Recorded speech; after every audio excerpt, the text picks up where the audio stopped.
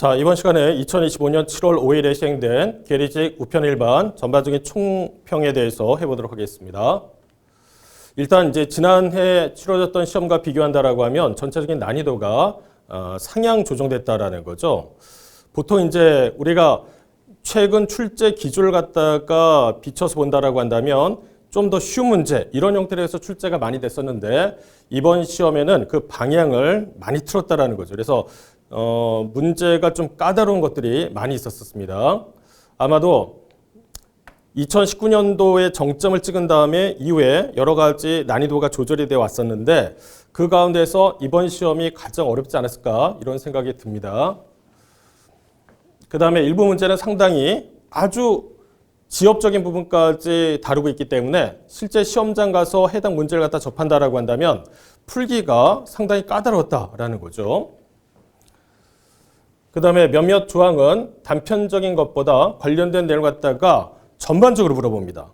그러다 보니까 여기에 연관된 내용들이 무엇이 있었는지를 정확히 알고 있었느냐라는 거죠. 그러니까 예를 들어서 우리가 기존의 문제가 여기 어떤 한 단락이 있다라고 한다면 그 단락에 해당이 되는 것들을 갖다 추려서 문제를 구성했다라고 한다면 이번 시험에 보면은 그 범위를 갖다 많이 뛰어넘어요. 예를 들어서 여기 있었다라고 한다면 뭐 그 인근으로 해서 관련된 내용을 갖다 물어본 것이 아니라 몇 장을 건너뛰어 가지고 저 뒤에 있는 내용까지 연결시켜서 문제를 만들었다라는 거죠. 그런 부분에서 향후에 우리가 이제 이 부분에 대해서 좀 유념을 해야 될 부분이 있다라는 겁니다. 더군다나 그냥 단순한 제시가 아니라 이 내용을 갖다가 약간 변형을 시켰어요. 그 응용하는 과정에서 우리가 이 변을 갖다가 제대로 파악하지 못한다라고 한다면 문제를 맞추는 것이 까다로웠다, 어렵다라는 겁니다. 그래서 전반적으로 우리가 지난 시험과 비교한다라고 하면은 굉장히 까다로웠던 시험이다라는 거 말씀드리겠습니다. 자, 그래서 이제 난이도와 출제 경향에 대해서 말씀드린다라고 하면 2019년도를 이제 정점으로 찍었죠. 그때가 워낙 어렵게 나왔기 때문에 합격자 평균이 뭐 50에서 60 이렇게 해가지고 형성이 됐었다라는 겁니다. 그런데 그 이후에도 시험 난이도가 아주 급격하게 줄지는 않았어요. 그래서 완만하게 떨어지는 과정에서 최근 몇 년 동안에 시행됐던 시험에서는 굉장히 평이한 문제의 출제가 있었다라는 것이죠. 그래서 전반적인 출제 기조가 뭔가 쉬운 문제, 그래서 전체적인 합격자의 평균이 좀 많이 높아지는 그러한 현상을 갖다 많이 겪었다라는 겁니다. 그런데 이제 보면은 응시하는 분도 많고 반면에 선발되는 인원은 예전에 비해서 상대적으로 많이 줄어들었다는 거죠. 그러다 보니까 출제를 어떻게 할 것이냐라고 했을 때 이런 것들을 감안한다라고 하면 문제를 이전보다는 좀 더 까다롭게 문제를 어렵게 출제할 것이다 라고 어느 정도 이제 좀 생각을 했었지만 그러나 그 방향을 틀 때 어떻게 했냐면 아주 급격하게 들었다라는 거죠. 그러다 보니까 우리가 이제 그 기존에 살펴보지 못했던 유형의 문제들이 출제가 되었기 때문에 시험장에서 그걸 갖다가 정확하게 캐치해내면서 정답을 갖다 고른다? 굉장히 어려운 내용이었죠. 그래서 주의할 부분이 뭐냐라고 하면 관련된 지문 범위 내에서만 출제한 것이 아니라 연관된 사항을 종합적으로 물어봤다. 그러니까 우리가 단편적으로 알면 안 되고 전반적인 내용을 갖다가 꿰뚫고 있어야 된다라는 겁니다. 그 다음에 문제 어떤 출제 유형도 약간 변화가 있었어요. 그전에는 옳은 것의 개수 이런 것들에 대한 내용들도 꽤 있었거든요. 그런데 이번에는 우편 일반과 예금 일반 관련했을 때 옳은 것의 개수를 구하라 라는 문제는 출제되지 않고요. 예를 들어서 옳은 것만 고른 것은 어떻게 되느냐 이와 같은 형태로 해서 약간 변화가 있었다라는 겁니다. 그래서 전반적인 이 난이도는 어떠냐 높았다라는 거죠. 그래서 아마도 전체적인 합격자의 평균이 이전에 비해서 많이 떨어질 수 있는 여지가 있습니다. 더군다나 우리 이제 우편 일반만 어려운 것이 아니라 예금 일반 이것도 평이한 것도 있지만은 또 나름 어려운 것들이 굉장히 있었어요. 그 다음에 우리가 학습했던 범위를 갖다 넘어서는 부분들도 없지 않아 있었고 지나치게 지엽적인 부분도 있어서 그것도 영향을 받고 이후에 보험 일반, 그 다음에 컴퓨터 일반과 영어가 있는데 그것도 또 상당히 까다로웠다는 얘기가 있기 때문에 전반적인 합격자의 평균이 낮아질 거라는 생각이 좀 듭니다. 그래서 관련된 출제 유형을 갖다가 분석한다라고 하면은 국내 우편이 9문제에서 10문제, 반면에 우편 일반이 3문제에서 4문제 이렇게 해서 출제가 됐다는 거죠. 그 다음에 국제 우편에 있어서는 7문제가 있습니다. 여기에 왜 이런 식으로 해서 범위를 설정해놨냐라고 하면은 이것이 어떤 한 파트에만 속한 것이 아니라 여기하고 그 다음에 저쪽에 또 일부가 섞여 있어요. 그러다 보니까 우편 일반 그리고 국내 우편에 있어서 문제를 어디에 더 비중을 갖느냐에 따라 가지고 문항수가 약간씩 좀 차이가 있을 수는 있습니다. 그러니까 여기에서조차도 문항수가 좀 달라질 여지가 있다는 것은 굉장히 많은 부분을 갖다 넘나들면서 문제를 구성했다라는 것이죠. 2024년과 비교한다라고 한다면 국내 우편은 얼추 비슷해요.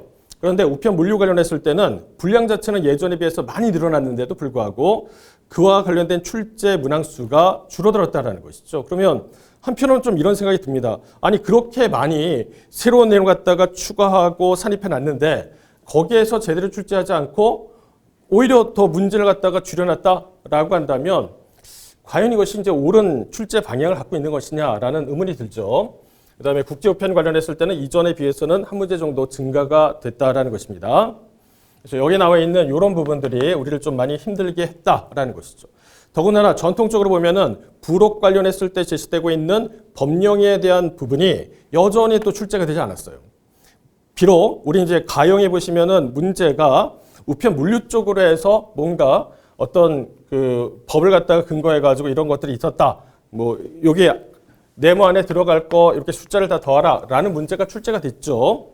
고층 건물 우편 수취함 관련했을 때 내용이었는데 자 그게 사실상 법령 문제냐 그렇지 않고 교재 본문 안에 있는 것이기 때문에 내용상 분류한다라고 한다면 우편 물류에 들어가는 것이다라는 거죠. 그래서 이런 것들이 상당히 우리를 공부하는 데 있어서 어렵게 만드는 요인이 아닐까라는 생각이 듭니다. 그러니까 물론 이제 출제의 전적인 권한은 출제자에게 있죠. 그렇지만 뭔가 그 많은 분량 갖다가 집어넣으면서 그러면 그거에 대해서 열심히 또 공부하시는 분들이 계시잖아요. 그러면 그거 관련했을 때 문제를 구성해서 내는 것이 좀 더 바람직하다라고 생각이 드는데 분량은 엄청 늘어났는데 그와 관련된 내용이 제대로 반영되지 않았다라고 한다면 향후에 우리가 문제를 갖다가 어떤 접근한다라고 했을 때 굉장히 갈피를 잡기가 어려워요. 그러니까 우리는 어떤 식으로 공부해야 되냐라고 하면 결론적으로 말씀드리면 그 최악의 상황을 가정해서 이거 저거 해가지고 전부 다 살펴봐야 될 상황이 있는데 과연 그렇게 해서 어떤 인원을 갖다가 선발하는 것이 타당한 것이냐. 그 다음에 노력에 대응하는 어떤 대가가 확실하게 주어지는 것이냐라고 하면은 저는 적절하지 않다고 생각해요. 너무 좀 가혹한 측면이 없지 않아 있다라는 겁니다. 자, 그래서 보다 세부적인 내용을 갖다가 여기서 살펴본다라고 하면 국내 우편에 있어서 이렇게 되어 있습니다. 총론 쪽에서는 출제가 되지 않고요. 우편 엽서의 규경 요건이라고 해서 우편 서비스 종류와 이용 조건 관련했을 때 문제가 출제가 됐습니다. 근데 이게 1번 문제로 해서 들어가면서 상당히 어렵다라는 거죠. 어려워요. 왜냐하면 그냥 단순하게 해당 지문만 출제가 됐다라고 한다면 대략적으로 우리가 대비를 할 수 있는데 응용이 되다 보니까 그것이 적응하는 데 쉽지가 않아요. 더군다나 내가 그냥 평온한 상태에서 문제를 갖다 본다라고 하면은 그나마 보기가 편한데 그게 아닌 정말 엄청난 압박감을 느끼면서 시험장에서 문제를 푼다라고 한다면 이게 차원이 다른 문제거든요. 그래서 이런 것들, 그 다음에 두 번째 보시면 국내 우편의 부가 서비스라고 해서 등기통상 우편물 관련했을 때 내용이 나오거든요. 근데 여기에 이제 다양한 내용들이 다 들어가 있습니다. 준동이라든지 민원우편, 동문 내용 증명, 뭐 착불 배달 관련했을 때 내용도 있고 배달 증명과 특별 송달도 있습니다. 근데 배달 증명과 특별 송달 관련했을 때 내용 보면은 거기에만 출제가 된 게 아니라 그와 관련해서 연계되는 내용들이 저 뒤에서 또 연결해가지고 문제를 출제했었어요. 세 번째 보시면 그 밖에 우편 서비스라고 해서 우체국 쇼핑이라든지 전자우편 서비스, 준동기 관련했을 때 내용이 나왔습니다. 이거는 우편 물류와 좀 연계되는 부분들이 있고요. 그래서 얘를 갖다가 이제 어느 쪽으로 넣느냐에 따라 가지고 국내 우편의 문항수를 좀 더 늘릴 수 있고 아니면은 얘가 이제 정답은 우편 물류 쪽과 관련된 내용이니까 그쪽에 또 배치할 수도 있기 때문에 굉장히 좀 문제가 어느 한쪽으로 해가지고 거기에서만 나온 게 아니라 여러 군데를 거쳐가지고 정답을 찾도록 돼 있기 때문에 좀 분류가 이렇게 다양하게 좀 될 수가 있습니다. 네 번째, 우편에 관한 요금이라고 해서 요금 분합, 담보금, 우편 요금 감액 관련했을 때 내용이 나왔습니다. 감액 관련했을 때도 이제 이것이 그냥 단순하게 예전처럼 쉽게 나온 게 아니라 거기에서 감액률이 어떻게 되는지를 갖다 구체적으로 물어봤기 때문에 관련된 내용 학습이 되지 않았다라고 한다면 우리가 뭔가 추론을 통해 가지고 문제의 정답을 고르는 게 상당히 제한을 받아요. 그 다음에 5번에 보시면 손해배상 및 손실보상이라고 해서 여기 손실보상 부분, 6번에 보면 그 밖의 청구와 계약이라고 해서 이거는 직접적으로 큰 문제 형태로 해서 출제되지는 않았지만 특별 송달 관련했을 때 수취인의 주소 변경 관련된 내용을 연계시켜서 일부 지문이 나왔다라는 거죠. 자, 이어서 우편 물류가 나와 있습니다. 우편 물류. 첫 번째 보시면 발착 및 운송 작업이라고 했는데 이것도 단독형 문제가 아니라 EMS 관련했을 때 내용 중에 일부가 국명표라든지 우편물 발송의 우선 순위 이런 것들로 해가지고 문제가 구성이 됐다라는 거죠. 그러니까 거기 선지의 2개 정도가 이와 관련된 내용이었다라는 겁니다. 두 번째 우편물 수집 및 배달이라고 되어 있는데 국제특급 우편물 이거 이제 무인 우체국 관련했을 때 내용이 또 나오고 우편물의 수집 및 처리, 준등기 우편물의 배달, 고층 건물의 우편물의 배달 이런 것들이 문제로 해서 출제가 되었습니다. 그러니까 아쉬운 게 뭐냐라고 하면 여기에 엄청난 내용이 예전에 비해서 많이 늘어났어요. 그런데 그런 것들 관련했을 때 아주 많은 것들을 갖다 다루진 않았고 오히려 문항수로 따진다라고 한다면 예전에 비해서 좀 감소된 그런 추이를 보이기 때문에 조금 아쉬운 부분이 있죠. 그 다음에 국제우편 관련했을 때 내용이 나옵니다. 여기에 이제 총설에서 만국우편연합이라든지 한중해상 특송이 나와요. 근데 이것도 여기 부분만 건드린 것이 아니라 여기에 연계되는 부분까지도 다 이게 거기에 이제 보기로 해서 나왔다라는 거죠. 국제우편물 종별 접수 요령도 KPK 관련했을 때 좀 까다로워요. 우리가 교재를 통해서 직접적으로 확인이 안 되는 부분들이 좀 제시가 돼 있고요. EMS 얘도 마찬가지. 얘도 여기와 연관된 내용들이 쭉 제시가 됐었고요. 세 번째 국제우편 요금, 국제회신 우표권, 그다음 국제우편 요금 관련했을 때 내용이 나옵니다. 이거는 좀 평이하게 나왔는데 요거는 또 그 안에 우리가 보통 이제 표를 갖다 잘 신경 쓰지 않는데 그 표와 관련된 내용 갖다가 물어봤었어요. 네 번째 보시면 주요 부가 서비스 및 제도라고 해서 물론 이제 이것이 단독형 문제는 아니었어요. 사전 통관 정보 제공 관련했을 때 얘와 관련했을 때 좀 연결되는 부분, 그 다음에 국제우편, 스마트 접수 등 이렇게 연결되는 부분들이 있었습니다.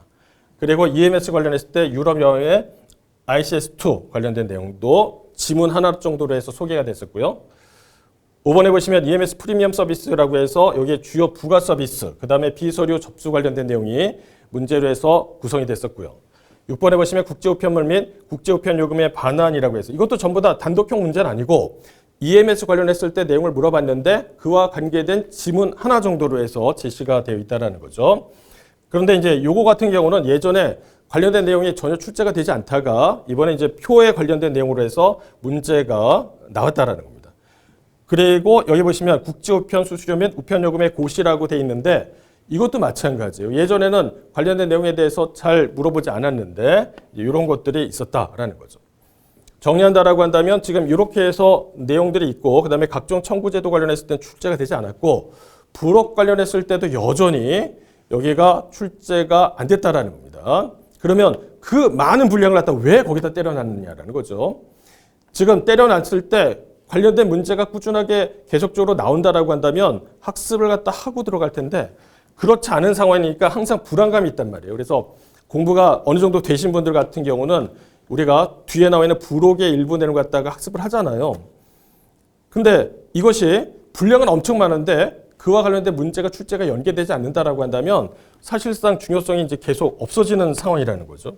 그러면 투입 대비 산출 효과가 크지 않기 때문에 향후에도 여전히 이제 이런 부분에 대해서는 우리가 또 효율적인 학습을 한다라고 하면 어차피 출제도 제대로 안 되는데 공부해봐야 뭐가 필요할까 이런 생각이 든단 말이에요. 자, 어찌됐든 이와 같은 형태에서 출제 유형이 이렇게 대략적으로 분석이 되고 있습니다. 자, 그러면 이번 시험을 통해서 우리가 어떻게 우편 일반 관련했을 때 학습을 해야 되느냐라는 건데 일단 단순 암기에서 지문에 어떤 변화를 줘요.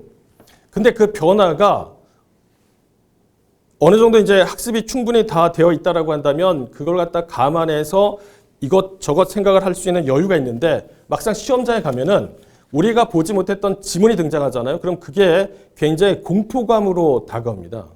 내가 공부를 안 했던 내용이 나왔네? 이거 뭐지? 처음 보는 지문인데? 라는 거죠. 그래서 그걸 갖다가 뭔가 기존에 학습했던 내용으로 해서 연계해가지고 아, 얘가 이런 형태구나, 이런 내용이다 라는 것들이 쉽게 캐치가 되면은 좋은 성적을 얻을 수 있는데 그렇지 못한 경우가 있을 수 있다는 겁니다. 근데 이번 시험은 아마 대부분 시험 보시다가 굉장히 당혹스럽고 그 다음에 과연 이거는 뭘 물어볼까라고 해서 의구심이 들었던 것이 적지 않아요.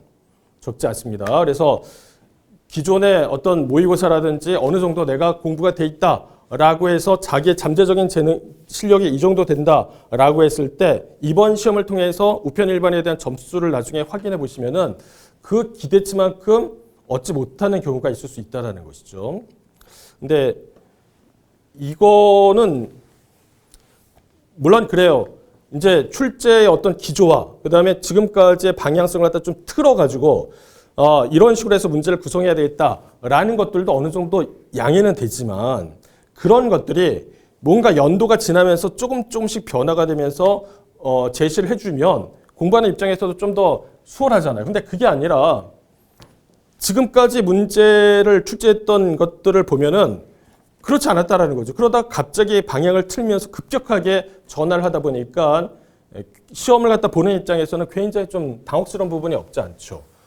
그런데 과연 이것이 지금 상황에서 최선의 방법이었냐라고 하면 동의할 수는 없어요. 왜냐하면 보통 우리가 시험을 준비한다라고 한다면 기존의 어떤 출제의 흐름을 갖다 이어오는 선에서 공부를 하고 그에 따른 전략을 짜거든요. 그런데 급격하게 틀어버린다라고 한다면 이후에 공부할 때 어떻게 해야 돼요? 정말 극악의 상향을 가정하고 이것도 봐야 되고 저것도 봐야 되는 그런 어떤 큰 압박감을 받는다라는 거죠.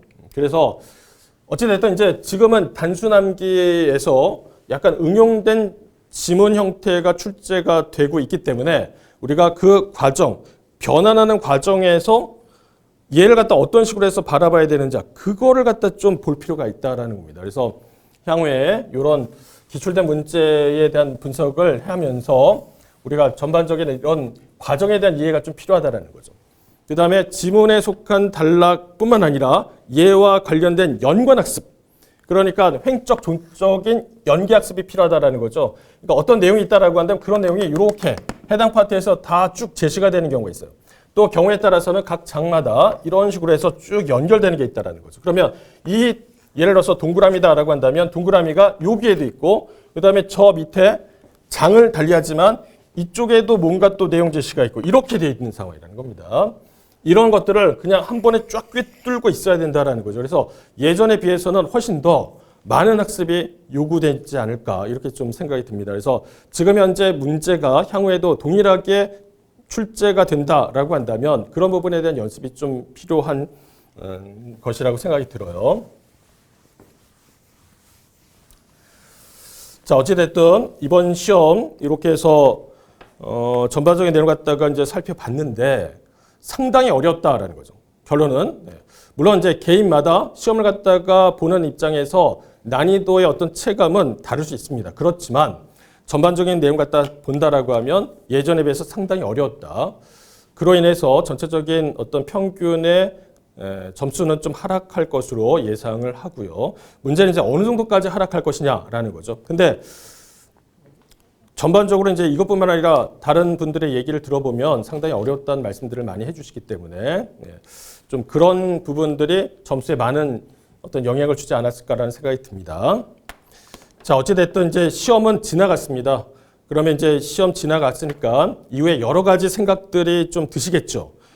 근데 그것들을 갖다가 너무 성급하게 결정을 내버리시게 되면은 나중에 후회할 수가 있습니다. 그래서 지금은 여러 가지 상황이 막 복합적으로 밀려오기 때문에 제대로 생각을 할 만한 여유가 없어요. 그러니까 시간적으로 약간 쉼을 갖고 그 다음에 조금 시간이 지나가면서 자신을 되돌아보는 게 더 필요하지 않을까라는 생각이 듭니다. 성급하게 결정을 했을 때 나중에 그걸 갖다 되돌리는 것이 굉장히 어렵습니다. 그래서 여러분의 인생을 길게 보시고 내가 어떤 식으로 해서 결정을 해야 될지 한번 여러 가지 생각을 해보시는 게 필요한 것 같습니다. 자, 이렇게 해서 지금 우편 일반 관련된 전반적인 총평에 대해서 말씀드렸고, 그다음 이후에 관련된 해설 강의를 진행하도록 하겠습니다. 자, 이어서 우편 일반 가형 문제 보도록 하겠습니다. 첫 번째, 우편 엽서의 규격 요건에 대한 설명으로 옳지 않은 것은 이라고 돼 있죠. 아마 문제를 풀어보셨다라고 한다면 이게 과연 이제 어떤 걸 물어보느냐, 이거를 갖다가 정확하게 캐치하는 게 쉽지 않았다라는 겁니다. 동그라미 1번에 보시면은 세로 크기가 125mm인 경우에 규격 외로에서 취급한다라고 돼 있잖아요. 우편 엽서 관련했을 때 세로와 가로가 있습니다. 여기가 이제 90에 120이죠. 왜냐하면 이 두 개 차이가 30이라고 했었잖아요. 마찬가지로 가로는 140에 170입니다. 이것도 30만큼 차이 난다라고 했었죠. 그런데 이때 허용 오차가 플러스 마이너스 5mm가 됩니다.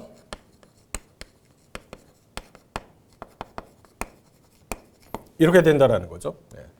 그러니까 세로 관련했을 때 90에 120이라는 것은 알겠는데 지금 세로 크기가 125mm인 경우다라고 했었으니까 허용 오차 범위 내에 들어간다라는 거죠.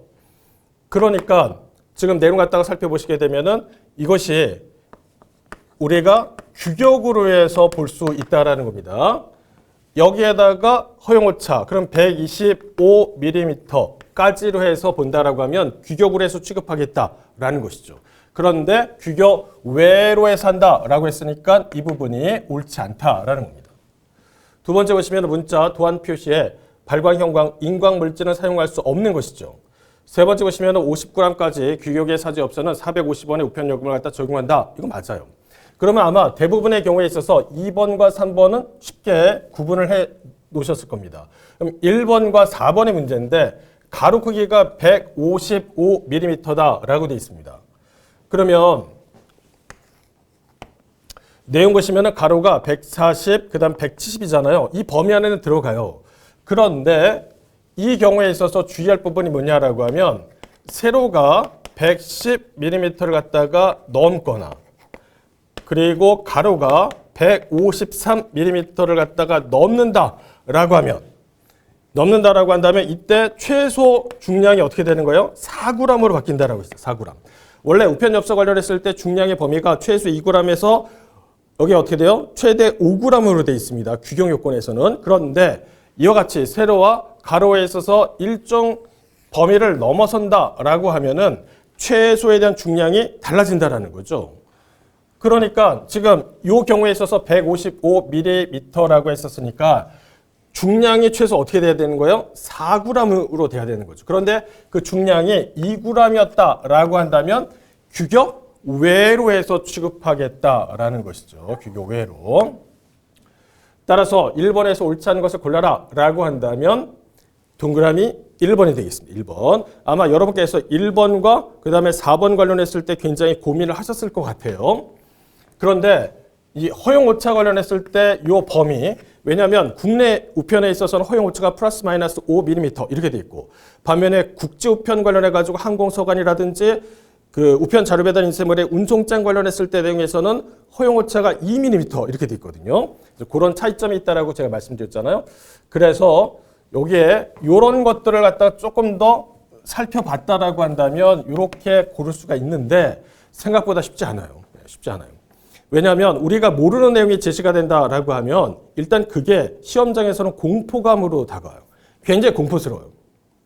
그러니까 우리가 정상적인 사고를 갖다가 하는 게 당연한 것처럼 느껴지는데 극도의 긴장감 속에서 우리가 시험장을 갖다가 들어갔잖아요. 그러다 보니까 이게 유연하지가 않아요. 시간은 막 촉박해 오죠. 그 다음에 문제는 풀어야 되겠는데 첫 문제부터 굉장히 당혹스럽다라는 거죠. 과연 1번일까 4번일까 굉장히 고민되는 지점이 있는 것입니다. 어려운 문제예요. 생각보다. 왜냐하면 관련된 내용이 아주 구체적으로 명시되어 있지 않기 때문에 우리가 기존에 갖고 있는 내용을 통해 가지고 얘를 해석해내야 된다는 거죠. 어렵습니다. 그걸 전환하는 게 생각보다 많이 어려워요. 그래서 이 문제 같은 경우는 이제 1번이 옳지 않은 걸로 본다라는 것이죠. 자, 이번에 2번 등기통상 우편물에 대한 설명으로 옳지 않은 것은 동그라미 1번에서 준등기 우편물이 우편 집중국으로 발송된 이후에 반환 청구될 경우 반환 청구 수수료는 일반 통상 기본 우편 요금을 적용한다라고 했는데 맞습니다. 준등기 우편물 관련했을 때 우편 집중국으로 해서 발송 전이냐 그 다음에 발송 후냐에 따라서 관련된 청구 수수료가 달라진다라고 했었죠. 여기는 무료고 그 다음에 여기다라고 한다면 지금 여기서 제시되고 있는 일반 통상 기본 우편 요금이다라고 되어 있습니다. 두 번째, 민원 우편을 신청하는 발송인이 회송할 때 취급 요금을 선납한다. 이때 50g의 규격 우편 요금에다가 등기 취급 수수료, 이길 특급 수수료 갖다가 선납하도록 되어 있습니다. 주의하실 것은 민원 우편 관련했을 때 이게 50g이죠. 특별 송달 25g, 배달 증명 관련했을 때 5g 이렇게 다 연결해서 나중에 보시고요.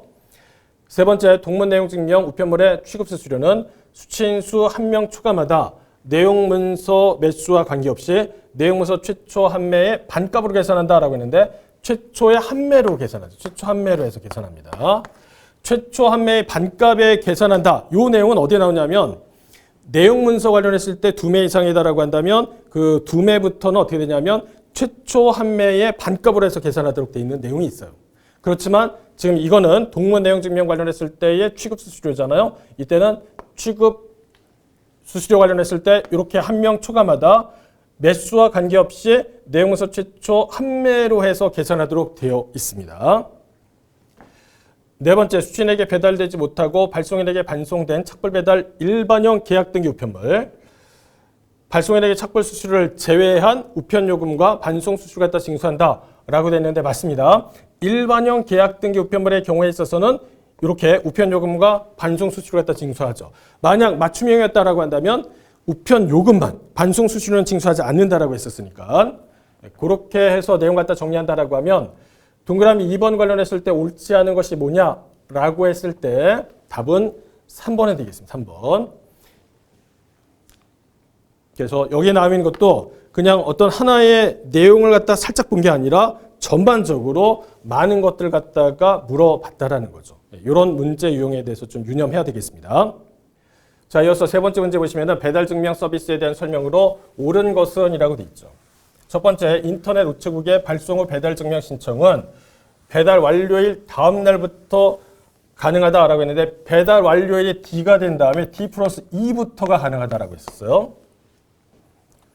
그 다음에 선택등기 우편물 무인 우편함에 배달된 경우에는 발송 후 배달 증명 청구가 가능하다라고 했는데 이때 발송 후 배달 증명 청구가 가능한 경우와 그렇지 못한 경우를 갖다가 나눠볼 수가 있다라고 했었죠.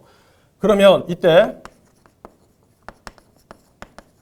발송 후 배달 증명 내용에서 보시면은 무인 우편함 이거는 된다라고 했었습니다. 그런데 일반적인 우편함은 이건 안 돼요. 이거는 두 가지 구분해야 됩니다. 따라서 발송 후 배달 증명 청구가 가능하다라고 했었으니까 이거는 맞는 내용이죠. 맞는 내용.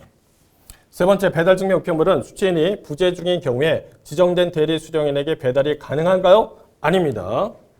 자, 이거 여기 보시면은 지정된 대리 수령에게 배달이 불가능한 우편물이라고 해서 제시된 내용들이 있잖아요. 거기 보시면은 배달 증명이 나와요. 배달 증명. 거기에 보면 예를 들어서 거기 어떤 내용이 있냐면 자, 특별 송달과 내용 증명이 있고 배달 증명이 있고 보험 등기, 안심소포, 맞춤형 계약 등기, 회신과 본인 지정 배달 이렇게 해서 이런 것들은 대리 수령인에게 배달이 불가다라고 해서 나왔잖아요. 그중에서 특별히 더 신경 써야 될 부분이 뭐냐라고 하면 배달 증명 관련했을 때는 이 부분에 대해서 이렇게 분명하게 제시가 되고 있어요. 그러니까 지금 이 세 번째 문제는 배달 증명이라고 해서 여기만 한정한 것이 아니라 얘와 연결되는 저 뒤에 우편 물류 쪽, 우편 물류 쪽에 있는 내용까지도 다루고 있다는 거죠. 그래서 이거 배달이 가능하다 옳지 않습니다. 그 다음에 네 번째 보시면 발송 시 배달 증명을 청구하면 배달 증명서 송달 요금 5g 등기 통상 우편 요금을 갖다 적용한다라고 했는데 등기가 아니라 일반 통상 우편 요금을 적용합니다. 그래서 여기 나와 있는 중량의 내용들도 다 보셔야 된다라고 했었죠. 배달 증명 5g, 특별 송달 25g, 민원 우편 50g 이렇게 돼 있으니까 따라서 배달 증명 서비스에 대한 설명으로 옳은 것은 뭐냐라고 하면은 2번이 되겠습니다. 2번. 네 번째 문제 보시면 특별 송달 우편물에 대한 설명으로 옳지 않은 것은 이라고 돼 있어요. 첫 번째, 등기 취급하는 통상 우편물이 하나에 취급할 수 있다. 와, 이거는 그냥 뭐 아무런 여러분 딱 보시기에도 당연한 걸 갖다가 그냥 제시해놨죠. 그 다음에 우편 송달 통지서는 일반 통상 기본 우편 요금을 갖다 기준으로 한다라고 돼 있는데 이것도 맞는 내용입니다. 일반 통상 기본 우편 요금입니다. 그 다음에 세 번째 보시면 첨부된 우편 송달 통지서의 용지의 무게는 우편물 무게에 합산하죠. 그 다음에 네 번째 보시면은 발송에는 우편물이 배달되기 전에 수취인의 주소 변경 청구가 가능하다라고 돼 있는데 사실 이것도 우리가 지금 국내 우편 관련했을 때 기본서의 본문 안에 명확하게 제시되어 있는 내용은 아니에요. 그러니까 우리가 어떤 식으로 해서 학습을 했냐라고 하면 그 제 8장에 보시면은 거기에 이런 경우가 있죠. 수취인에 대한 주소 변경 관련했을 때 만약에 배달 우체국에서 배달 우체국에 등기 우편물을 해가지고 걔가 도착을 했다라는 거죠. 그러면 그와 관련했을 때 관련된 고시에서 제외된 우편물은 아닌지를 살펴봐라. 이렇게 나와 있어요. 그러면서 제시가 된 게 뭐냐라고 하면 특별 송달 내용 증명이 있었고요. 그 다음에 선고 우편이 있었고 외화 현금 배달 그리고 냉장하거나 냉동된 우편물 이런 것들 관련했을 때 수취인의 주소 변경이 불가다라는 것이죠. 불가다. 그런데 거기에서의 전제가 깔려 있다라는 거예요. 배달 우체국에 도착한 등기 우편물 가운데 이렇게 해서 전제가 깔려 있어요.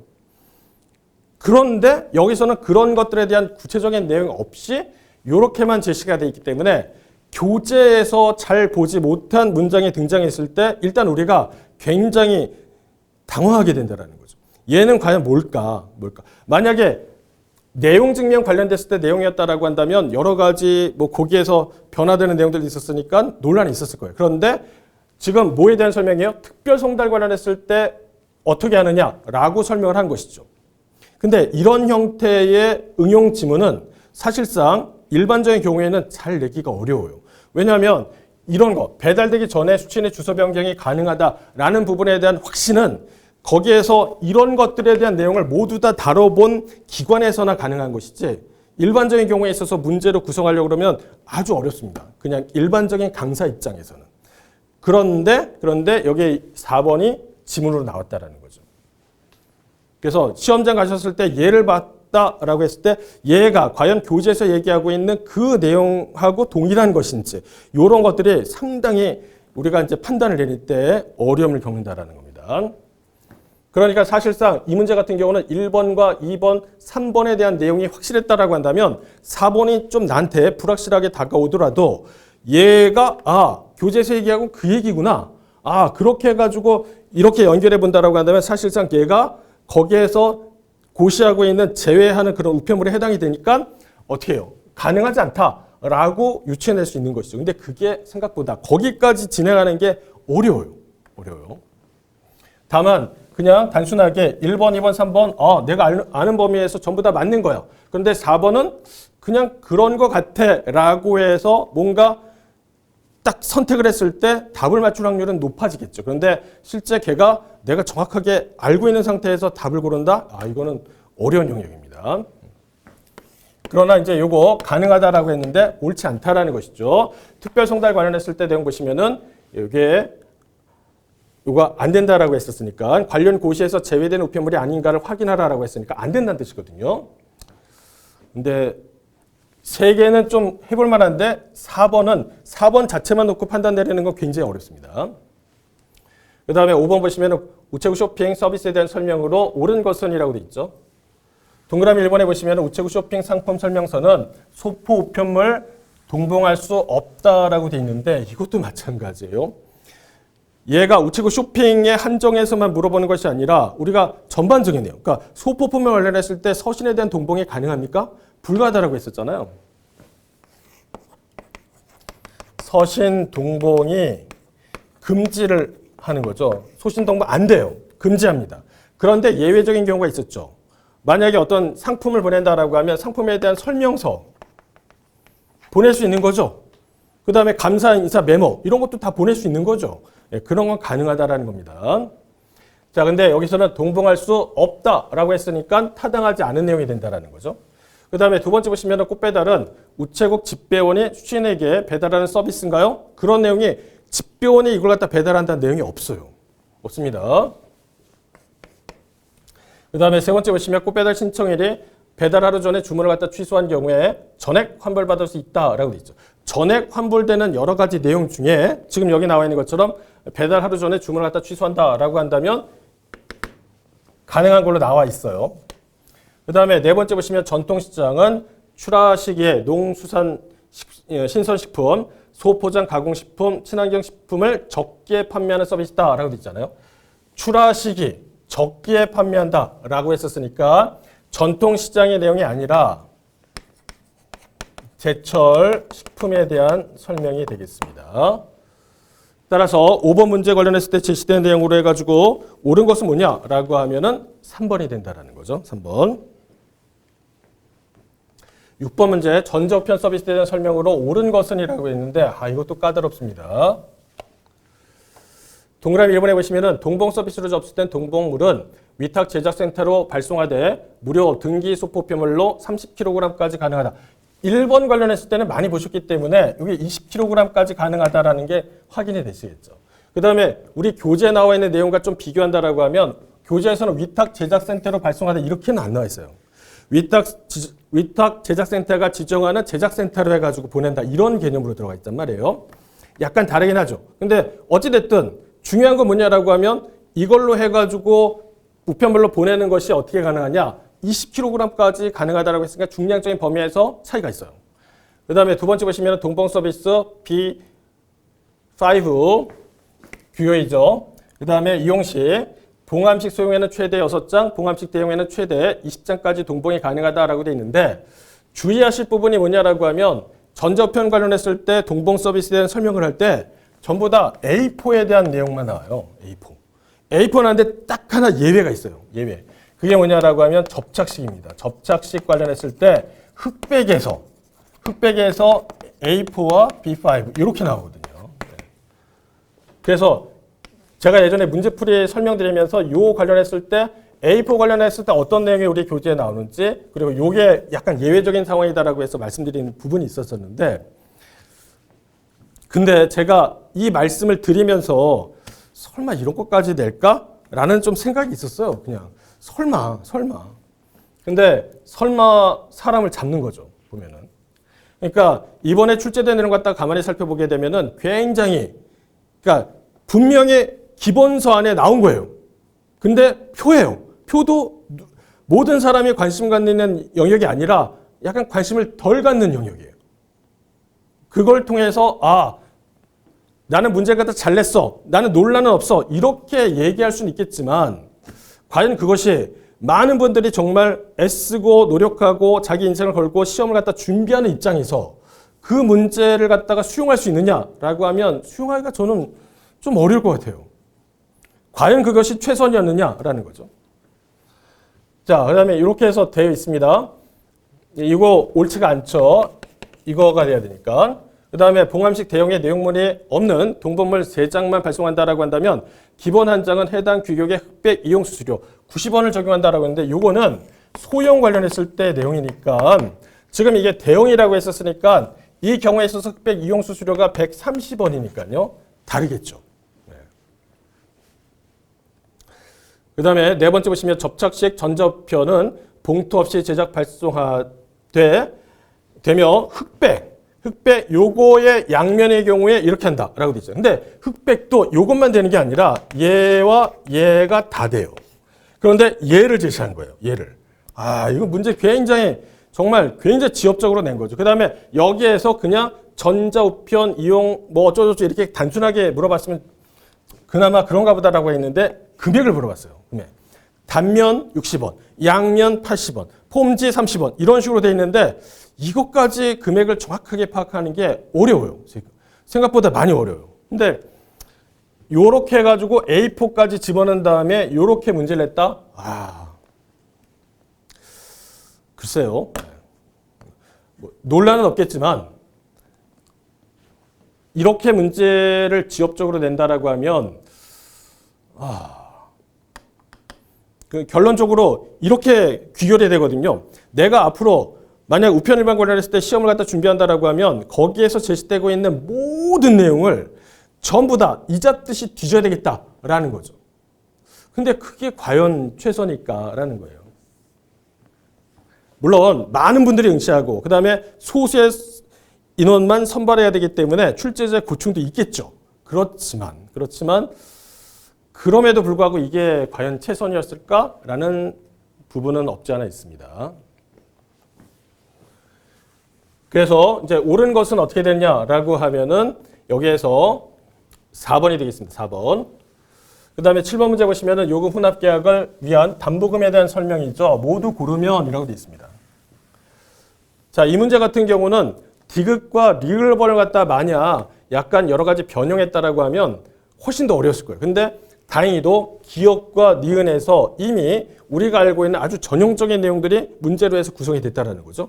그래서 보시면은 최초 혼합 계약일로부터 요금 체납 없이 2년간 성실히 요금을 납부한 사람은 담보금 전액 면제 대상이다라고 했는데 이게 전액 면제 대상이 되려면 4년이 돼야 되고 2년간 성실히 요금을 납부했다라고 한다면 2분의 1로 해서 되는 것이죠.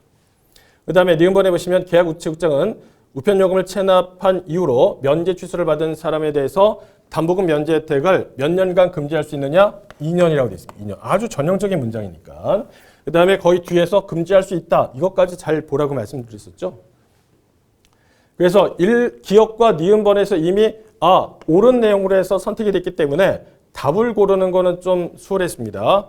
디귿과 리을번 보시면은 50% 면제 대상이 담보금 제공을 면제받은 후 2년 이내 2년 이내 2회 체납했다라고 한다면 이때는 담보금 제공 면제가 취소되죠. 만약 전액이었다라고 한다면 2분의 1로 해서 또 조정이 일어날 것이고 리을번에 보시면 우체국 소포 계약자는 담보금을 제공 면제받은 후 요금을 최근 1년 이내 3회 이상 체납했다라고 한다면 담보금 제공 면제가 취소됩니다. 그래서 요거 3회 이상 체납했다라고 했을 때 어떻게 해석을 해야 되는지 강의 시간에 또 말씀드린 부분이 있었죠.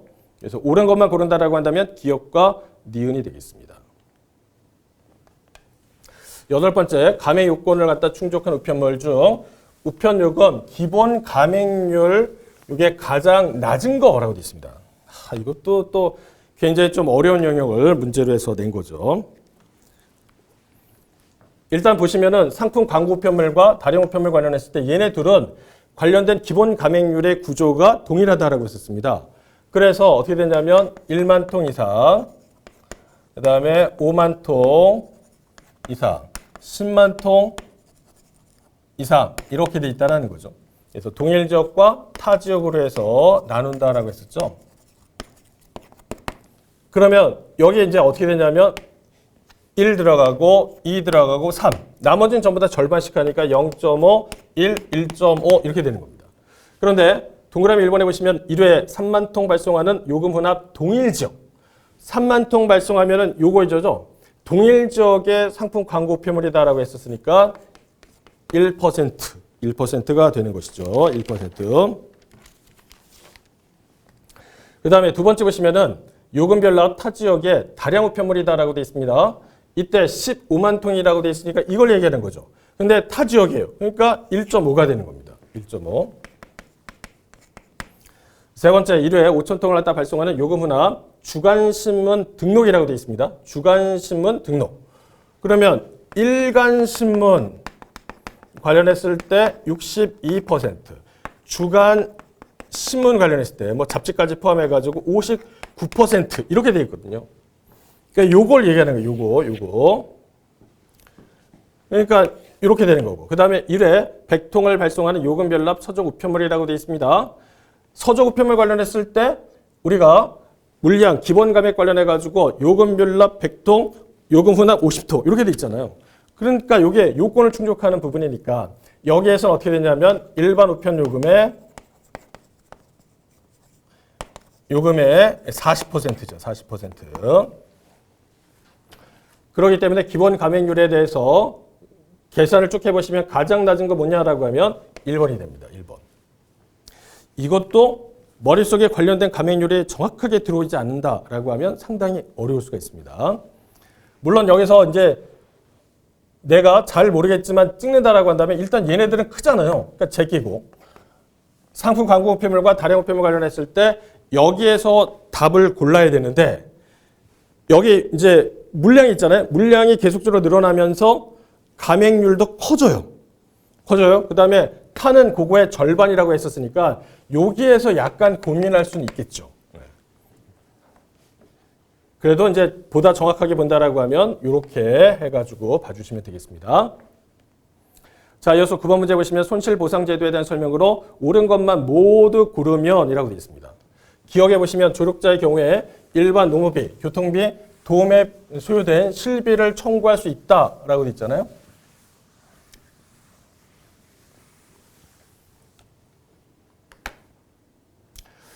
그래서 기억에 나와 있는 내용이 요거는 타당한 겁니다. 그 다음에 니은번에 보시면 우편관서의 고의나 과실을 요건으로 청구인이 입은 재산적 손실을 갖다 보상하는 제도다라고 되어 있는데 손실보상 관련했을 때는 적법한 행위에 대해서 적법한 행위 반면에 손해배상 관련했을 때는 위법한 행위죠. 위법한 행위. 위법한 행위라는 게 뭘 얘기하는 거예요? 우편관서의 고의나 과실 이렇게 얘기하는 거죠. 그런데 손실보상은 적법하기 때문에 이런 것들이 아닙니다. 따라서 이건 옳지 않은 거고. 디귿번에 보시면은 우체국장은 손실보상 청구서의 내용을 심사하여 청구인에게 손실보상금을 현금 일시불로 해서 지급한다. 자, 손실보상 관련했을 때 현금 일시불 지급 맞아요.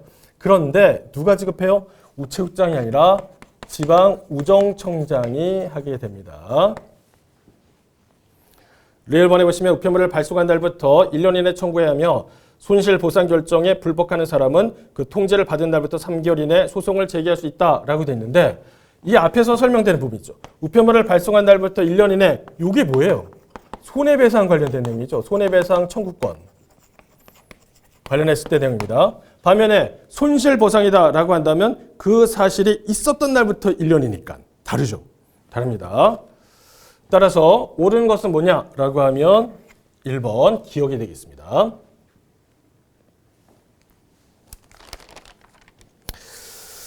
자, 그 다음에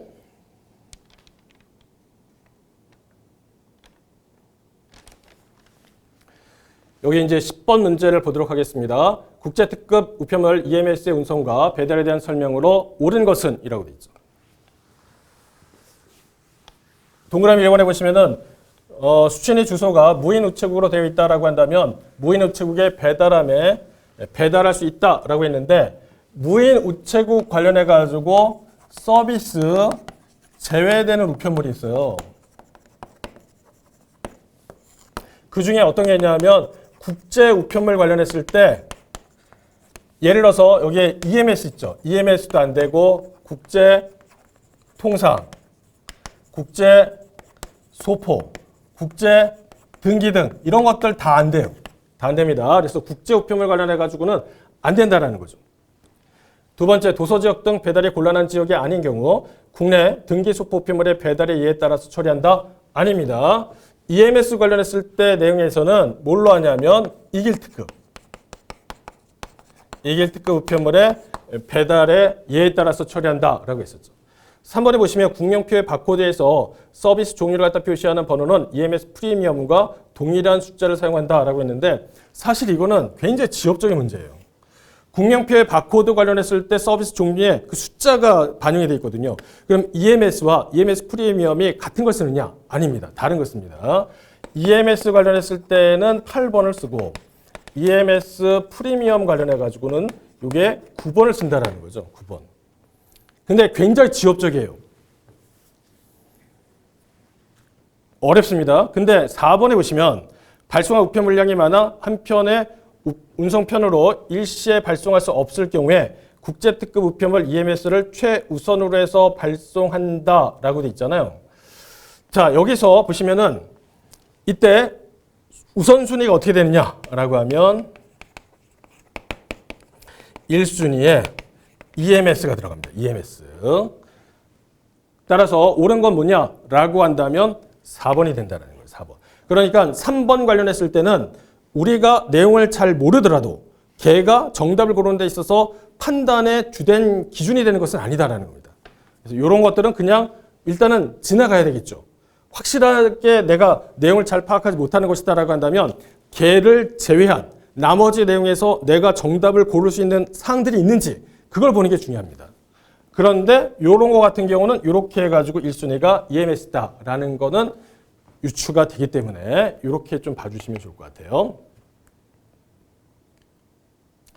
그 다음에 11번에 보시면 우편물 수집 및 처리 업무를 바르게 수행한 사례만 모두 고르면 이렇게 되어 있어요.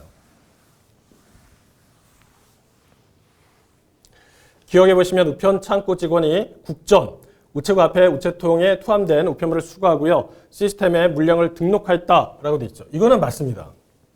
주의하실 것은 우체국 앞에 있는 국전 우체통의 경우에 있어서 거기에 누가 이걸 갖다가 담당하느냐라고 하면 우편창고 직원이라고 했었죠.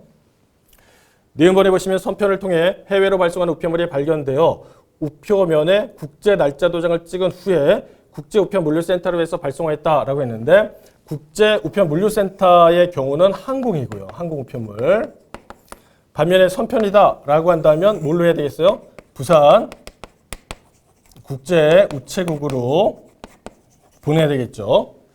그 다음에 디귿번에 있으면은 붙어있는 우표의 액면가가 해당 일반 우편 요금보다 부족한 우편물이 발견됐습니다.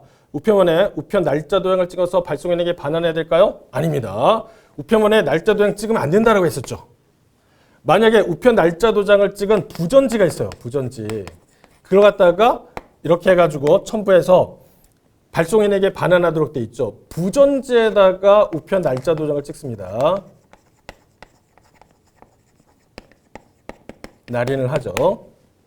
그 다음에 리을번에 보시면 표면에 등기라고 해서 표시된 우편물이 발견되었지만 등기 취급서 수료에 미달되는 금액의 우표가 붙어 있다라는 거예요. 그러면 뭘로 해서 취급해요? 일반 우편물로 해서 합니다. 따라서 옳은 것을 갖다 모두 고르면 어떻게 되느냐라는 거죠. 일단 기억, 그 다음에 리을 이렇게 보시면 되겠습니다. 12번에 보시면은 다음 설명에 모두 해당하는 우편 서비스에 대한 설명으로 옳지 않은 것은 이라고 되어 있습니다. 우편물의 접수에서 배달 전 단계까지 등기 우편으로 해서 취급한다. 그리고 등기 우편으로 취급되는 단계까지만 손해배상을 합니다. 우편 수취함에 투함함으로써 배달을 완료하고요. 등기 번호에서 첫째 자리가 5로 해서 시작한다. 우리 교재를 갖다가 살펴보면은 등기 번호의 첫째 자리가 뭐로 시작한다는 내용이 준등기 빼고는 없어요. 다른 것들은 구체적으로 제시가 안 되어 있습니다. 그러면 여기에서 설명되고 있는 것이 뭐냐라고 하면 준등기라는 거죠. 준등기. 자, 그러면 동그라미 1번에 보시면은 우편 수취함에 투함하여 배달을 완료하므로 그 결과를 PDA로 해서 등록할 필요가 없나요? 아닙니다. 이거 등록해야 되죠. 등록합니다. 그래서 수취함하고 기타로 나누죠. 수취함이 이게 기본값으로 설정되어 있어요. 기본값으로. 근데 기타는 그 외 수취함 외로 해가지고 처리했다라고 하면 기타로 해서 이걸 갖다가 등록하도록 되어 있다라는 겁니다. 그러니까 얘가 지금 보면은 요 내용이 어디에서 등장하냐라고 하면 우편 물류 쪽으로 해서 등장한다라는 거죠.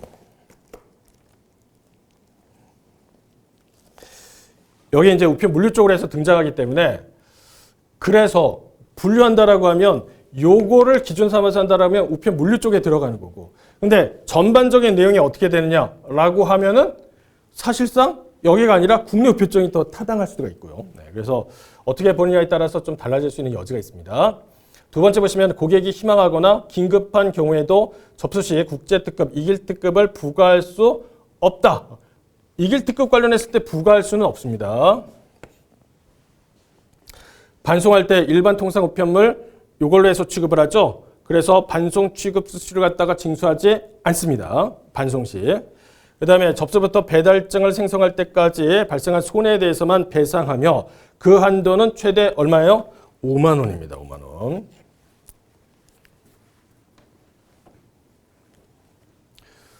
그래서 이 문제 같은 경우는 여기 내용을 갖다 좀 확실하게 정리하셨다라고 한다면 답을 고르는 데 조금 더 편안할 수가 있습니다. 이런 것들은 많이 보셨을 테고, 근데 요거는 좀 뭐지? 약간 이럴 수 있고. 그래서 12번에 옳지 않은 것 골라라라고 한다면 정답은 1번이 되겠습니다. 13번에 보시면 다음 법령에서 가, 라에 들어갈 수를 모두 더한 것으로 옳은 것은 이라고 되어 있습니다. 그러니까 여기 이제 우편법과 우편법 시행 규칙에 대한 내용이 제시되어 있지만 사실상 이 내용은 우편 물류에 그대로 본문 안에 들어가 있는 내용입니다. 그러니까 예로 인해서 법령에 대한 문제가 출제됐다 이렇게 보기가 어려워요. 보시면은 자, 고층 건물에 우편 수취함 설치라고 하면서 고층 건물이 도대체 뭘 뜻하는 것이냐 그 정의가 3층 이상이라고 되어 있습니다. 그 다음에 우편법 시행 규칙 관련했을 때 내용 보면은 건물 구조상 한 곳에 그 전부를 갖다 설치하기가 곤란한 경우에는 3층 이하의 위치에 3개소 이내로 해서 분리하여 설치할 수 있다. 다만 고층 건물 우편 수취함 설치 대상 건축물로서 그 1층 출입구 관리사무실 또는 수의실 등이 이렇게 여기에 우편물에 접수처가 있어 우편물을 갖다 배달할 수 있는 경우에는 고층 건물 우편 수취함을 설치하지 아니할 수 있다라는 거죠. 내용이 좀 정확하게 안 들어왔다라고 한다면 여기 보시면 출입구 이렇게 되죠. 출입구. 아, 그러면 이게 몇 층일까? 이게 유추는 할 수 있죠. 근데 사실은 시험장에서 이런 것들을 일일이 다 개별적으로 뭔가 연관 짓고 우리가 생각을 갖다가 확장시켜가지고 내용을 정확하게 측정해낸다? 아, 어렵습니다.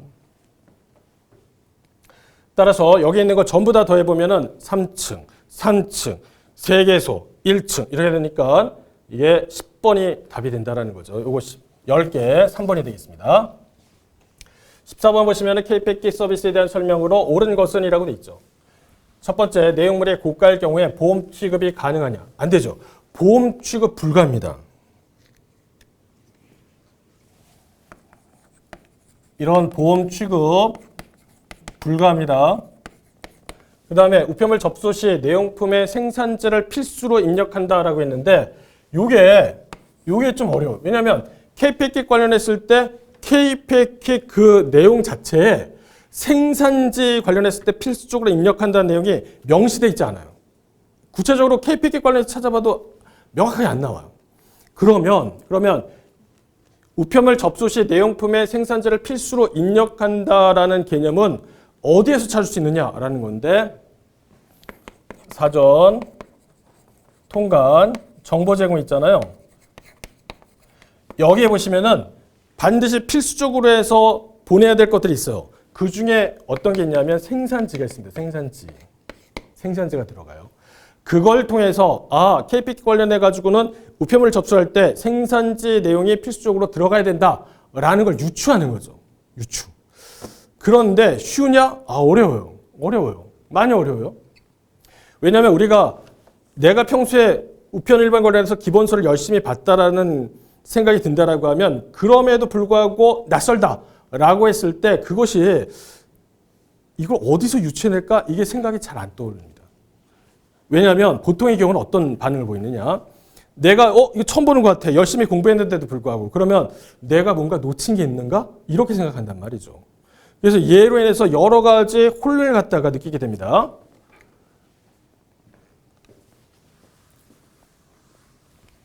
그래서 우편물 접수 시 내용품에 생산자를 필수로 입력한다라고 했을 때 이 내용이 일단 명확하게 1차적으로 판단 내리기가 어려워요. 그러니까 이런 경우는 그냥 일단은 지나쳐야 돼요. 그 다음에 세 번째, 그러니까 내가 아는 범위 안에서 다른 것들이 확실하게 예 또는 아니오가 등장하는지 갖다가 확인해 보셔야 된다는 거죠. 세 번째, 실중량 3kg, 그 다음에 부피 중량이 4kg일 경우에 부피 중량의 요금을 접수한다. 이거로 접수한다. 그런데 분명 K패킷도 얘도 부피 중량을 적용합니다. 이거는 맞아요. 부피 중량을 적용하는 게 맞지만 K패킷 관련했을 때 무게의 한계가 어떻게 되느냐라는 거죠. 얘는 2kg입니다. 2kg. 근데 여기서 제시된 게 뭐냐면 실중량이 3kg, 부피 중량이 4kg 이렇게 되어 있다는 거예요. 그럼 얘가 K패킷 관련했을 때 접수가 되느냐라고 하면 중량을 초과하기 때문에 안 된다는 거죠. 그런데 이 내용 굉장히 단순해 보이지만 막상 시험장 갔을 때 얘가 잘 탁 떠오르지가 않아요. 않아요. 어려워요. 분명 내가 얘를 갖다가 무게 한계 관련해 가지고 각종 국제 우편에서 제시되고 있는 중량의 범위를 알고 있음에도 불구하고 시험장 갔을 때 얘가 퍼뜩 떠올리면서 아 이거 장난친 거구나 라는 느낌이 금방 이렇게 와닿지가 않아요. 생각보다. 근데 만약에 여기를 잘 극복해 내셨다라는 거예요. 아 이거 잘못됐구나. 이것도 뭐 당연히 잘못됐고 그 다음에 미국행 K-패킷 관련했을 때 상대 국가에서 제공하는 종추적 정보 요건 되죠. 근데 그 외에 행방조사 청구라든지 손해배상 청구 이런 것들은 안 되죠. 그러니까 요것도 K-패킷 미국행 관련했을 때 종추적 정보 그거는 되지만 그 외에 행방조사 청구라든지 손해배상 이런 것들 안 되는구나 라는 게 명확하게 정리가 돼 있다라고 한다면 소거법으로 정리해야 되는 거예요. 안 되네. 그러면 남는 게 뭐야? 2번. 내용품의 생산을 갖다 필수로 해서 입력한다. 내가 자신은 없지만 저걸로 이제 찍어 가야 된다는 거죠. 근데 이렇게 하는 게 생각보다 어려워요. 더군다나 우리 교재에서 K-패킷 관련했을 때 주소기 표지 운송장이 제시돼 있었으면은 이런 고민을 덜 하게 됩니다. 원래 K-패킷 관련했을 때 운송장을 보게 되면 이 끄트머리쯤에 생산지에 대한 내용 표시가 되어 있거든요. 그럼 거기에 만약 우리나라에 따르면 KR 이런 식으로 해서 표시가 돼 있어요. 그런 것들이 만약 구체적으로 교재에서 제시가 돼 있다라고 한다면 그걸 보니까 내가 알겠다라고 하지만 얘를 사전 통관 정보 제공을 연결시켜서 거기에서 필수적으로 들어가는 내용까지 얘를 갖다가 다 엮어가지고 그러니까 필수로 해서 입력해야 되겠다라는 것까지 결론 내리는 건 굉장히 어려운 일입니다. 어려운 일이에요. 그래서 14번 문제 같은 경우는 내가 아는 범위 내에서 소거하고 그 다음에 나머지를 갖다가 여기서 얘기하고 있는 정답으로 생각해서 답을 고르는 게 그나마 좀 안전한 편이죠. 근데 쉽지 않습니다. 대부분 아마 이제 여기 아니면 여기에서 고민하는 지점이 있었을 텐데 여기에서 금방 무게한계가 2kg이다 라고 한다면 답을 2번으로 금방 전환했겠지만 그렇지 못했다라고 한다면 여기서 한참 동안 고민할 수 있는 여지가 있습니다.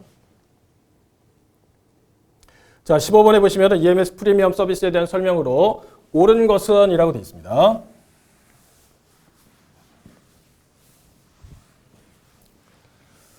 자, 1번에 보시면 30kg 초과 70kg 이하의 고중량 우편물 배송 부가 서비스는 전국의 우체국, 우편 출입국 포함해서 접수 가능하다라고 되어 있단 말이죠. 근데 저게 옳은 것이냐라고 하면은 그렇지 않습니다. 전국 총괄 우체국.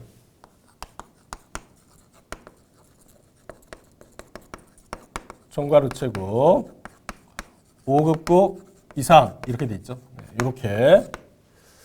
그래서 전국의 우체국 우편 출입국 포함한다. 이건 옳지 않고 두 번째 보시면 비서류 접수 시 우편물의 실 중량이 5,500g. 그 다음에 가로, 세로, 높이, 최적 중량의 요금을 갖다 적용한다라고 했는데 요거면 이걸로 한다라고 했잖아요. 생각해 보세요. 그러면 계산 어떻게 하냐? 부피 중량 얘를 어떻게 계산해요? 가로, 세로, 높이에다가 나누기 6,000 이렇게 하는 거죠. 그러면 10에다가 20에다가 30 하게 되면 얼마예요? 6,000. 그래서 이걸 나누면 1kg이다. 1kg. 그러면 자 여기 실제 중량이 5,500. 그 다음에 최적 중량이 1kg, 1,000g 이렇게 돼 있으니까 뭘로 해야 되는 거예요? 이걸로 해야 되는 거죠.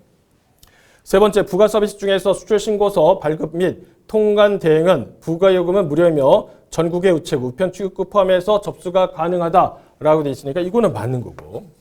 이거는 많이 보셨던 내용이죠. 그 다음에 우편물의 도착 국가에서 발생한 관세 및 세금을 발송인이 지불하는 부가 서비스는 전국 우체국, 우편 출입국 포함해서 접수가 가능하다라고 했는데 이것도 아닙니다. 이것도 전국 총괄 우체국 5국국 이상 이런 식으로 해서 되어 있는 거죠. 따라서 옳은 걸 골라라 라고 한다면 동그라미 3번이 되겠습니다. 수출 신고서 발급 및 통관 대행은 이건 부가 요금이 무료. 그 다음에 전국의 우체국, 우편 출입국 포함해서 접수 가능한 것이죠. 자, 이어서 16번 문제 보도록 하겠습니다. 국제 회신 우표권에 대한 설명으로 옳은 것은 동그라미 1번에서 우표류에 속하므로 우리나라에서 20장 초과 시 할인하여 판매한다라고 했는데 20장을 초과하게 되면은 그 구체적인 사용 목적에 대해서 확인한 후에 판매하도록 돼 있어요. 그 다음에 주의할 부분이 뭐냐라고 하면 얘가 우표류에는 속하지만 할인 판매는 안 한다는 거죠. 할인 판매는 하지 않습니다. 그 다음에 두 번째 보시면은 국제회신 우표권을 교환해 줄 때는 오른쪽 해당欄에 국제 날짜 도장을 날인한다 라고 돼 있죠. 이렇게 돼 있다라고 한다면 이렇게 돼 있잖아요. 그러면 교환한다라고 했습니다. 교환 시 오른쪽 해당欄 국제 날짜 도장 갖다 날인하도록 돼 있고요. 만약에 판매한다라고 하면은 여기에다가 날짜 도장 갖다 날인하도록 되어 있죠. 따라서 동그라미 2번은 옳은 것입니다. 세 번째, 현재 우리나라에서 이스탄불 국제회신 우표권을 850원에 해당하는 우표류와 교환해 준다라고 했는데 뒤에 나와 있는 내용은 맞아요. 그런데 이스탄불이냐? 아닙니다. 지금 현재는 아비장이에요. 아비장이 2025년 12월 31일 교환에 대한 마감일입니다. 그래서 지금 현재는 이스탄불이 아니라 아비장이라는 거, 아비장. 근데 얘도 마찬가지. 우리가 관련된 교재 내용 갖다가 본문만 봤으면 정확하게 파악하기가 쉽지 않죠. 근데 표에서 구체적으로 그 이스탄불과 아비장 관련했을 때 언제 얘가 교환이 마감되고 언제까지 해가지고 어떻게 처리돼야 되는지 흐름이 제시되어 있다는 거죠. 그 흐름을 갖다가 살펴보시게 되면은 아비장이 2025년 12월 31일까지 이게 교환을 하도록 되어 있습니다. 그러나 이걸 갖다 정확하게 파악한다는 것도 쉽진 않아요. 왜냐하면 표에서 작게 표시되어 있기 때문에 이것이 그런 의미다라는 걸 연계해서 확인하는 것들이 상당히 어려움으로 다가옵니다. 네 번째, 우표류와 교환을 마친 국제회신 우표권은 반납 및 인수증을 첨부하여 국제우표물류센터로 해서 반납한다라고 했는데 어디에 반납하느냐라고 하면 우정사업 조달센터가 있습니다. 여기에다가 반납한다라고 했었죠. 따라서 옳은 것을 골라라 라고 한다면 여기 답은 2번이 되겠습니다. 자, 이어서 17번에 보시면은 국제특급우편 EMS 접수와 취급에 관한 설명으로 옳은 것만 모두 고르면 이렇게 돼 있어요. 얘도 상당히 복합적인 문제입니다. 자, 내용 보시면은 비계약 고객이 국제우편 스마트 접수를 이용해서 1회 2통의 우편물 갖다 방문 접수를 갖다 신청했다라는 거죠. 방문 접수 수수료는 5,000원을 갖다 납부해야 된다라고 했는데 1회 한 통의 경우에 기본이 얼마냐면 3,000원이에요. 그런데 추가 한 통이다라고 하면 얘가 또 1,000원이에요. 그래서 전체 합계해가지고 한도가 얼마냐라고 하면 한도가 5,000원이에요. 5,000원. 이런 식으로 됩니다. 근데 2통이라고 했었으니까 얘 3,000원에다가 추가 한 통 1,000원 했으니까 이 경우에 있어서는 금액이 얼마예요? 4,000원의 수수료를 갖다가 내는 거죠. 4,000원입니다. 내용을 보시면 발송우체국은 발송인이 원화로 기재한 보험가액을 특별 인출권으로 환산해서 기표지에 해당 날에 작성한다라고 되어 있는데 이런 식으로 해서 특별 인출권 SDR로 환산한다라는 거 있잖아요. 이거는 뭐가 그렇게 하는 거예요? 여기서 보험가액을 갖다가 이와 같이 SDR로 환산한다라고 한다면 이거는 보험소포 얘기하는 거죠. 보험소포.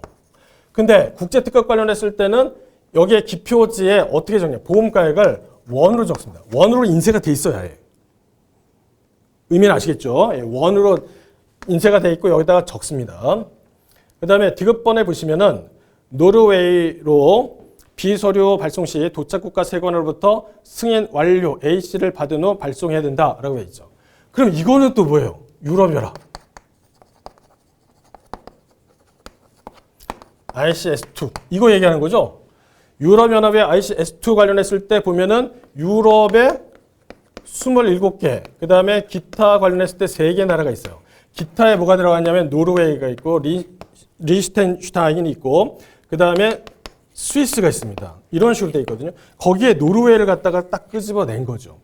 근데 노르웨이 관련했을 때 정확하게 모르더라도 일단 유럽으로 보내지는 것이다 라고 했을 때 이런 개념으로 해서 접근을 해야 됩니다. 따라서 디귿번을 맞는 거고요. 리을번에 보시면 우편물이 도착 국가에서 배달 불능으로 반송되어 돌아온 경우에 반송 취급료는 무료다라고 돼 있잖아요. 요것도 상당히 어려운 내용이죠. 이게 이제 7장 관련했을 때 보면은 거기에 반환, 반송, 수수료 관련했을 때 표가 제시되어 있습니다. 거기에 보시면은 외국으로 발송된 후에 지금 배달 불능이 됐다. 그래서 반송돼서 처리됐다라고 한다면 반송 취급료 관련했을 때 여러 가지 내용이 쭉 제시가 되어 있는데 그 중에 국제 특급이 어떻게 되냐면 무료예요. 무료. 따라서 지금 17번에 제시된 내용을 갖다가 확인해 본다라고 하면 디귿과 리을번이 맞다라는 거죠. 자, 이것도 그렇게 만만한 문제는 아니었습니다. 지금 여기에 나와 있는 것도 국제특급 관련했을 때 접수와 취급에 직접적으로 등장한 것이 아니라 저 뒤에 8장에 나와 있는 내용이거든요. 이거는 또 7장에 나와 있는 거고 이런 식으로 해서 각각 EMS 관련해가지고 산재된 내용 갖다가 전부 다 끌어와서 문제를 구성했기 때문에 복잡한 양상을 띠고 있습니다. 18번에 보시면 국제 우편 요금에 관한 설명으로 옳지 않은 것은 이라고 되어 있죠.